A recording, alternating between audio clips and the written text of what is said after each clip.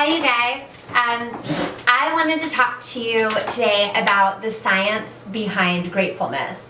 I usually try to talk about...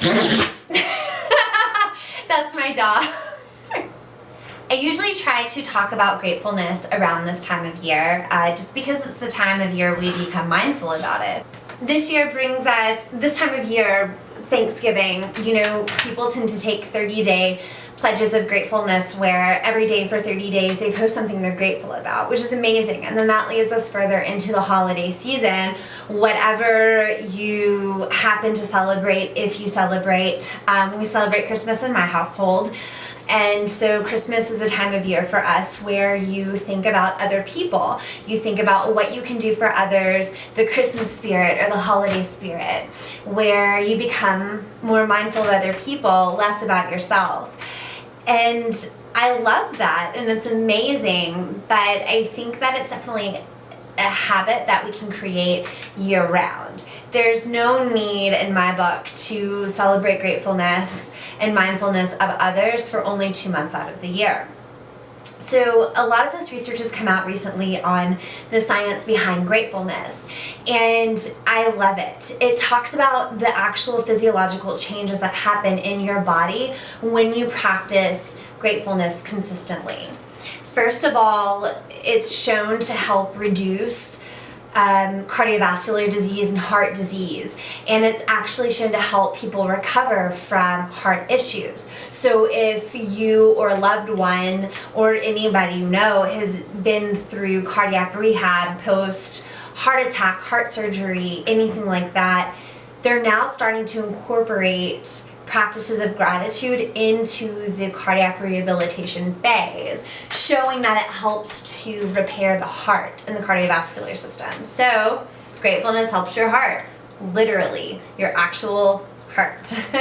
Not only that, I'm sure you've heard it before, gratefulness helps to reduce stress as well. It helps to reduce the cortisol levels. It allows you to actually breathe more easily, and so it takes a lot of the tension out of your body. It helps you become more mindful about why you're doing things you're doing, of other people, of your connection and interactions with other people.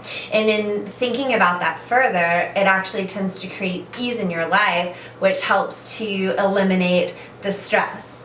So it's kind of a cycle, because that also helps to play to your heart health.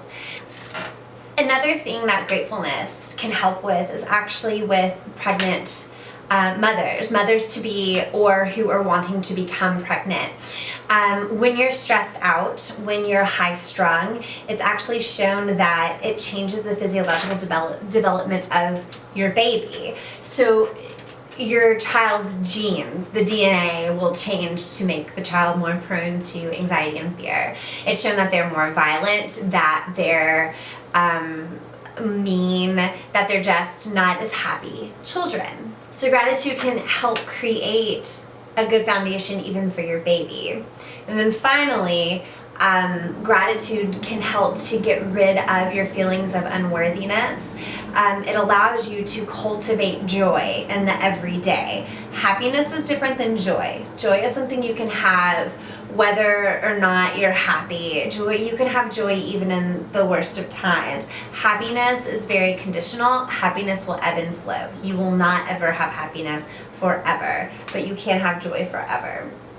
So gratitude helps to cultivate that. This time of year, I love to start to create healthy habits that take my clients and you guys through the holidays and set you up positively for the new year. And that's more than just body, that's more than just exercise and nutrition. It's also mental and emotional well-being, because that plays so much into your actual physical being. So we have to get everything in harmony.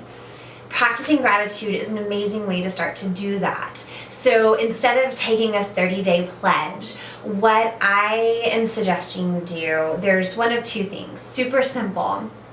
Either one, start a gratitude journal. First thing in the morning is always the best, or whenever you take quiet time. So in the morning, middle of the day, the evening, whenever. Don't do it on the go, don't type it into your phone. Take time, sit down, and actually write out what you're grateful for daily. Just one thing a day. That's all it takes. The other thing is something that I do when I wake up in the morning, first thing in the morning, either when I do my morning mantra or just in my bed before I get up, I say something I'm grateful for. Obviously to myself, because it's 4 a.m. and my husband's asleep beside me, and if I just start rattling out what I'm grateful for at 4 in the morning, I don't think he would, I think that's something he would not be very grateful for. So I just state something to myself. What am I grateful for? Every day. And if it's something where you need reminders, because obviously you're creating a habit, you're not just going to wake up at, for me, 4 in the morning, I didn't wake up every single day and say, oh, okay, what am I grateful for? It's a habit that you create. So leave a sticky note either on your vanity mirror, by the coffee maker, somewhere that you know you're going to be. Leave a note to say, hey, gratitude or gratefulness, whatever, something to remind you. Whenever you are talking about gratitude, whenever you are doing your gratitude journal or just stating what you're grateful for, whatever your gratitude practice is, don't just say, I'm grateful for my dog and be done, or I'm grateful for coffee and be done. Why are you grateful for your dog? For me, I have two.